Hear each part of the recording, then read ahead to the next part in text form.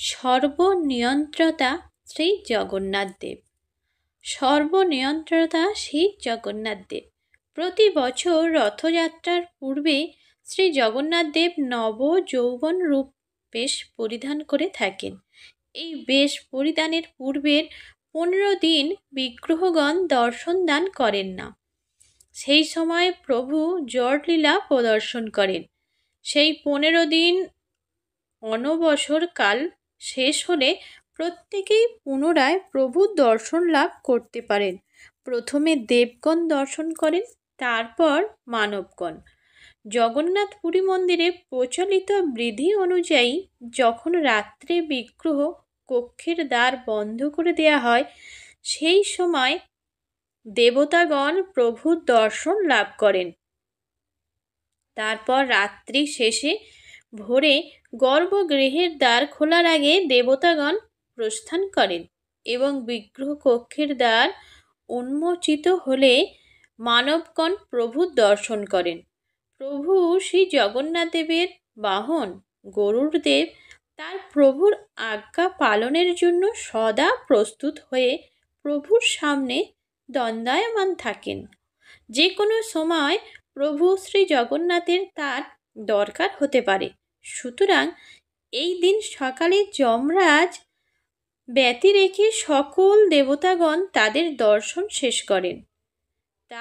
তার আসতে একটু বিলম্ব হয়েছিল, কারণ কোটি কোটি জীবের মৃত্যু হচ্ছে, তাদের পাপ পুণ্য সেই সব অনুযায়ী তাদের সমুচিত শাস্তি ও পুরস্কার দান তো তারই কাজ।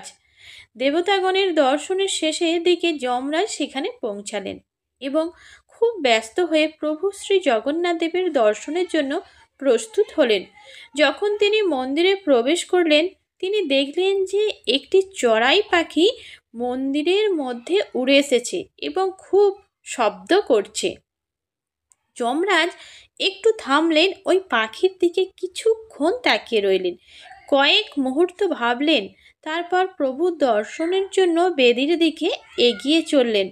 গরুড় যমরাজের এই কিছুটা অস্বাভাবিক আচরণ লক্ষ্য করলেন। কেন তিনি এই ছোট্ট চড়াই পাখির দিকে এত চিন্তামগ্ন হয়ে তাকিয়ে আছেন? গরুড় হচ্ছেন সকল পাখিদের রাজা, পক্ষীরাজ। গরুড় মনে মনে ভাবলেন, যমরাজ এই ছোট্ট পাখিটির দিকে যখন দৃষ্টিপাত করেছেন, তার অর্থ হচ্ছে নিশ্চয়ই পাখিটির সময় শেষ সমাগত। অবধারিতভাবে এই পাখিটি শীঘ্রই মরতে চলেছে। যমরাজ একে যমপুরীতে নিয়ে যাবে। গরুড় এই পাখিটির প্রতি করুণাবশত হয়ে উঠলেন এবং তার নিরাপত্তার জন্য চিন্তিত হলেন। তিনি ভাবলেন, এই ছোট্ট পাখিটিকে যমরাজের হাত থেকে রক্ষা করার জন্য আমাকে কিছু করতে হবে। তিনি দৃঢ় নিশ্চিত হলেন যে যমরাজ প্রভুর দর্শন সমাপন করার পরেই এই ছোট্ট পাখিটির প্রাণ হরণও করবেই। আর পক্ষীকুলের রাজা হিসাবে তিনি যদি এই পাখিটিকে রক্ষা করতে না পারেন, তাহলে তার পক্ষে এটা খুবই অসম্মানজনক কারণ হবে। তিনি ভাবলেন, যমরাজ দর্শন করে এখানে ফিরে আসার পূর্বেই আমি চড়াই পাখিটিকে অন্য কোথাও সরিয়ে নিয়ে যাব, লুকিয়ে রাখব। এই রকম চিন্তা করে গরুড় পাখিটি তুলে নিয়ে অতি হিমালয়ের সুদূর মানস সরোবরের দিকে উড়ে গেলেন। মানস সরোবরের তীরে একটি বিশাল বৃক্ষ ছিল। গরুড়দের সেই বৃক্ষের কোঠরে পাখিটিকে রেখে পুরীতে জগন্নাথ মন্দিরে ফিরে এলেন। ভগবান শ্রী বিষ্ণুর বাহন হওয়ার জন্য গরুড় অত্যন্ত দ্রুত উঠতে পারতেন। প্রভুকে পিঠে নিয়ে তিনি নিমিষেই যে কোনো জায়গায় উড়ে যেতে পারতেন। তিনি মনে মনে ভাবলেন, আমি শীঘ্রই পুরীতে ফিরে এসেছি। যমরাজ নিশ্চয়ই প্রভুর দর্শন শেষ করে এখনো ফিরে আসেননি। তিনি কি ঘটছে তা জানতেই পারবেন না, ফলে পাখিটির রক্ষাও পেয়ে যাবেন। যমরাজ যখন প্রভুর দর্শন করতে গেলেন, তিনি প্রভু জগন্নাথের কাছে কিছু অভিযোগ পেশ করলেন।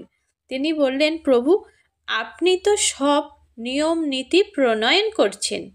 আপনার প্রণীত নিয়মেই একটি পাখির জীবনাশন হওয়ার কথা, কিন্তু এখন তো সে মানস সরোবরে অবস্থান করবে।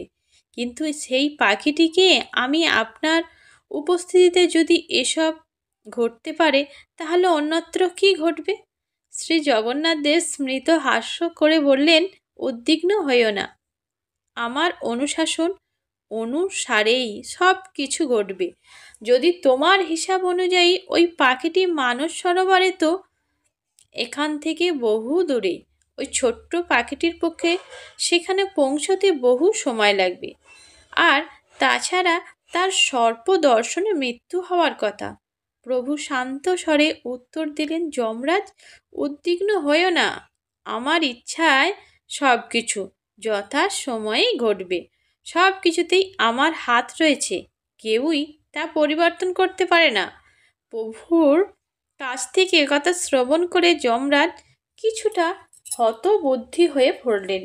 তিনি কেমন করে এটির সমাধান হবে তার বোধগম্য হলো না।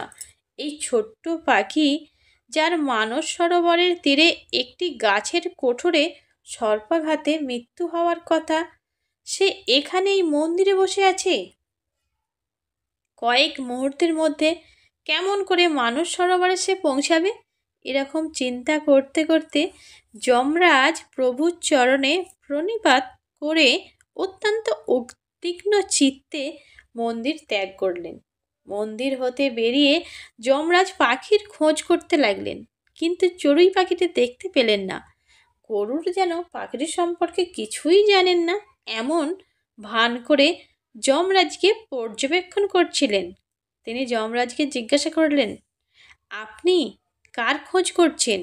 যমরাজ একটু মৃদু হেসে বললেন, হ্যাঁ, আমি সেই ছোট্ট পাখিটাকেই খুঁজছি। আমি এখন এখানে আগমনের জন্য তৈরি হচ্ছিলাম। তখন আমি উপলব্ধি করেছিলাম যে এই ছোট্ট পাখিটির ভাগ্যে কি লিখে রেখেছেন, যে ওইখানে ওই পাখির এখন সর্পদংশনে মৃত্যু হবে। কিন্তু আমি যখন এখানে পৌঁছালাম, আমি দেখলাম ওই মন্দিরে, ও তো এই মন্দিরে রয়েছে, এবং আমি তাতে বিস্মিত হয়েছিলাম। তার মৃত্যু হতে মাত্র কয়েক মিনিট বাকি আছে, কিন্তু সে এখনো এখানে রয়েছে। সেই জন্য নিয়তির বিধান, প্রভুর অনুশাসন কিভাবে পড়বে, তাই নিয়ে আমি খুব উদ্বিগ্ন ছিলাম। পাখিটির শেষ সময় আসন্ন। ঠিক এই মুহূর্তে সে মানস সরোবরে সেই গাছের কোঠরে থাকবে এবং সর্পাঘাতে তার প্রাণ যাবে। যমরাজের এই কথা শুনে গরুড় তো খুবই মর্মাহত হলেন। এই ভেবে যে কত প্রয়াস করে তিনি এত দূরে যেখানে রেখে এলেন, সেখানেই নিয়তির বিধান অনুসারে তার মৃত্যু হওয়ার কথা ছিল আগে থেকেই। এই পাখিটির মৃত্যুর জন্য গরুড়দেব যমরাজের চেয়েও নিজেকে বেশি দায়ী মনে করলেন। কেননা যদি পাখিটি মন্দিরে থাকতো, তাহলে হয়তো সে এখনও বেঁচে থাকতো। পাখিটিকে সেই জায়গায় তার অদৃষ্টের লিখন নিয়তির বিধান অনুযায়ী থাকার কথা। গরুড়দেব যখন প্রভুর দিকে তাকালেন, তখন তিনি দেখলেন যে জগন্নাথ দেব তার দিকে চেয়ে মৃদু মৃদু হাসছেন। এটাই হলো প্রভুর কৃপা। জয় জগন্নাথ।